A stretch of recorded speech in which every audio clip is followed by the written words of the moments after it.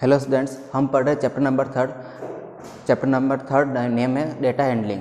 हमने इससे पहले एक्सरसाइज 3.2 हमने कंप्लीट कर ली थी। आज हम स्टार्ट करते हैं एक्सरसाइज 3.3 जिसमें हम पढ़ेंगे बार ग्राफ्स। ठीक है, बार ग्राफ्स आप लोग पहले वाली क्लासों में पढ़ के आ चुके हो कि बार ग्राफ होता क्या है। ठीक है, एक बार मैं और एक्सप्लेन करता हूँ कि बार ग्राफ क्या होता है। आपके पास जो भी डेटा दिया हुआ होता है, ठीक है, हम डेटा के बारे में पढ़ रहे हैं और डेटा हैंडलिंग के बारे में, मतलब कि डेटा को हम ऑर्गेनाइज करना सीख रहे हैं। तो इससे पहले तो हमने मीन मोड मीडियन कैसे निकालते हैं, असेंडिंग ऑर्डर में कैसे अरेंज करते हैं, ये हमने पढ़ लिया था। ठीक है, अब हम देखेंगे कि इन डेटा को, जो हमारे पास गिवन डेटा होता है, उनको पिक्टोरियल रिप्रेजेंटेशन कैसा होता है। ठीक है, तो पिक्टोरियल रिप्रेजेंटेशन में आपके पास इस अपने सिलेबस में जो अभी है वो है बार ग्राफ पिक्टोरियल रिप्रेजेंटेशन होता है। जैसे आपने प्रीवियस क्लासों में देखा है कि बहुत सारे डेटा जो आपके पास से कोई नंबर्स दे रखे होते हैं, उनको आप अलग अलग पिक्चर्स बना के उन नंबर को शो करते हो। ठीक है, एंड और कई आपने सर्कल बना के सर्कल के अलग अलग पार्ट करके आपने डेटा को रिप्रेजेंट किया है कि कौन सा कितना परसेंट वगैरह है, उनको आपने सर्कल के फॉर्म में रिप्रेजेंट किया है। आपके पास उसी में से पिक्टोरियल रिप्रेजेंटेशन में ही एक टाइप होता है बार ग्राफ में होता है क्या कि आपके पास जो भी इंफॉर्मेशन दे रखी होती है उसको आप दो परपेंडिकुलर लाइंस के बीच में शो करना होता है। ठीक है, परपेंडिकुलर लाइंस मतलब एक हॉरिजॉन्टल लाइन जिसको एक्स एक्सिस बोलते हैं एंड एक वर्टिकल लाइन जिसको वाई एक्सिस बोला जाता है। इसमें रिप्रेजेंट करते हैं एक्स एक्सिस पर हम वो इंफॉर्मेशन लिखते हैं जिनके बारे में जिनकी मेजरमेंट हमको पता होती है। ठीक है, जैसे कि किसी सिटी का नाम है, या फिर आपके पास जैसे अभी देर का आपको कि पेट्स के नेम, ठीक है, पेट्स के नेम लिखे हुए। ठीक है, तो इनके नंबर्स आपको देर के होते हैं, उन नंबर्स को हम रिप्रेजेंट करते हैं वाई एक्सिस पर। और फिर क्या करते हैं, हम एक रेक्टेंगल बनाते हैं सूटेबल विड्थ का। ठीक है, लेंथ वो होती है इनके नंबर्स के अकॉर्डिंग, जो मेजरमेंट पर दी होती है उसके अकॉर्डिंग रेक्टेंगल्स की लेंथ होगी, और विड्थ जो होगी वो हो जाएगी हम सूटेबल हमारे अकॉर्डिंग लेंगे। ठीक है, तो यहाँ पर मैंने मेरे अकॉर्डिंग सूटेबल विड्थ ले लिए। एंड लेंथ जो है, नंबर ऑफ डॉग्स 8 है तो 8 के इक्वल इसकी लेंथ हो जाएगी। इस तरह से हम बार्स, इन रेक्टेंगल्स को क्या कहते हैं, बार्स। ठीक है, इसका हम यहाँ पर पहला जो क्वेश्चन है उसमें हम बार ग्राफ को रीड करके आंसर देंगे, और अगले जो क्वेश्चंस आएंगे उनमें हम बार ग्राफ बनाना सीखेंगे और बार ग्राफ बनाएंगे कैसे बनाया जाता है। ठीक है, तो फर्स्ट क्वेश्चन देख लेते हैं। क्वेश्चन है use the bar graph given below to answer the following question. आपको एक बार ग्राफ दे रखा है, इस बार ग्राफ को रीड करना है और आपको आंसर देना है जो क्वेश्चन आपको दे रखे हैं। ठीक है, बार ग्राफ में हम रीड करेंगे तो हमें क्या पता चलेगा यहाँ पर कि एक जगह आपको पेट एनिमल्स दे रखे हैं, पेट एनिमल्स के कुछ नेम दे रखे, और दूसरी तरफ आपको दे रखा है स्टूडेंट्स। ठीक है, तो कितने, यानी कि डॉग्स कितने स्टूडेंट्स के पास है वो आपको इन्फॉर्मेशन दे रखी, कैट कितने के पास है, यानी कि कितने स्टूडेंट्स के पास अलग अलग पेट है। ठीक है, उन पेट्स के बारे में पढ़ेंगे। तो पहला जो क्वेश्चन है वो है which is the most popular pet. आपको ये बार ग्राफ देख के बताना है कौन सा पेट मोस्ट पॉपुलर है। तो पेट्स आपको देख सकते हो, डॉग, कैट, रैबिट, हैमस्टर भी एक टाइप का पेट होता है जो कि यूरोप में और नॉर्थ एशिया में होता है। ठीक है, एंड अदर पेट्स में, ठीक है, कोई अदर कुछ भी हो सकता है। तो यहाँ पर हम देखेंगे तो सबसे ज़्यादा लेंथ जो आ रही है बार ग्राफ वो है कैट की।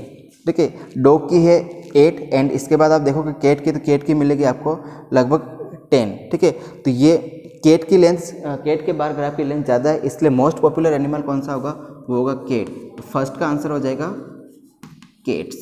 ठीक है, इस तरह से आपको बी का आंसर लिखना है। बी देर का how many students have dogs as pet. ठीक है, कितने स्टूडेंट्स ऐसे हैं जिनके पास डॉग है एज पेट एनिमल। ठीक है, तो यहाँ पर आप देखोगे तो डॉग का बार ग्राफ देखोगे, डॉग के बार ग्राफ की लेंथ है 8, इट मीन्स 8 स्टूडेंट्स के पास डॉग एज पेट है। ठीक है, तो बी का आंसर हो जाएगा 8। इस तरह से आपको बार ग्राफ रीड करना है और आंसर देना है। नेक्स्ट क्वेश्चन देखते हैं। Number of children in 6 different classes are given below, represent data on a bar graph. आपको अलग अलग क्लासेस के स्टूडेंट्स के नंबर दिए हुए एक टेबल के अंदर, और उन टेबल्स के जो नंबर्स दे रखे उनको बार ग्राफ में रिप्रेजेंट करना है। क्लास दे रखी है 5th, 6th, 7th, 8th, 9th, 10th, और उनके नंबर्स हमें गिवन है। अब यहाँ पर जो फर्स्ट क्वेश्चन है, how would you choose a scale. ठीक है, हम इनको आंसर देने से पहले हम बार ग्राफ पे चलते हैं कि इनका बार ग्राफ बनाएंगे कैसे। ठीक है, तो हम यहाँ पर देखते हैं कि हमें जो भी नेम लिखना होता है, क्लास का नेम वगैरह, वो हम एक्स एक्सिस पे लिखते हैं। दो परपेंडिकुलर लाइन लेनी होती है, मैंने एक एक्स एक्सिस ले ली है, इसके ऊपर मैंने क्लास नंबरिंग करती है 5th, 6th, 7th, 8th, 9th, 10th जो भी क्लास दे रखी है, एंड इनकी नंबर्स, स्टूडेंट्स के नंबर्स यानी चिल्ड्रन के नंबर। ठीक है, number of childrens Y axis पे आ जाएंगे। अब इसके लिए हमें बार ग्राफ बनाने से पहले हमें क्या करना पड़ता है, एक सूटेबल स्केल लेना पड़ता है कि इन नंबर्स के अकॉर्डिंग जितनी इनकी वैल्यू दे रखी है उनके अकॉर्डिंग हम एक स्केल लेंगे, ठीक है। तो यहाँ पर जैसे कि आप देखोगे सब जगह इक्वल गैप्स है, ठीक है। तो इन इक्वल गैप की कोई पर्टिकुलर वैल्यू हमको देनी पड़ती है, ठीक है। इसको एक गैप को हम बोलते हैं 1 सेंटीमीटर। 1 सेंटीमीटर की हम अपने अकॉर्डिंग क्या वैल्यू लेना चाहते हैं वो हम देखें, तो हमारे डेटा के अकॉर्डिंग देखेंगे। तो यहाँ पर हमारे पास अगर हम 10 लेते हैं 10 का, तो 10 को हम इजीली सारे नंबर्स को हम रिप्रेजेंट कर पाएंगे, ठीक है। यानी कि मैं इसका एक गैप 10 ले लेता हूँ कि 10 के बाद 20, 30, ठीक है। तो इसके अंदर जो भी 5 वाला आ रहा होगा, 5 भी होगा तो मैं उसको रिप्रेजेंट कर पाऊंगा। 95 है तब भी मैं उसको रिप्रेजेंट इजीली कर पाऊंगा, ठीक है। अगर 15 लेता तो 15 के टेबल में 95 नहीं आएगा, फिर उसको रिप्रेजेंट करना टफ पड़ेगा, ठीक है। तो हम 10 का यहाँ पे सुटेबल ग्राफ जो सेलेक्ट कर रहे हैं वो है 10 का। तो फर्स्ट जो आंसर था आपका, फर्स्ट क्वेश्चन था how would you choose scale. तो फर्स्ट का आंसर हो जाएगा, हम स्केल लेंगे 1 centimetre is equal to 10 childrens, 10 children, ठीक है। तो फर्स्ट में हमने 1 centimetre is equal to 10 children लिया है।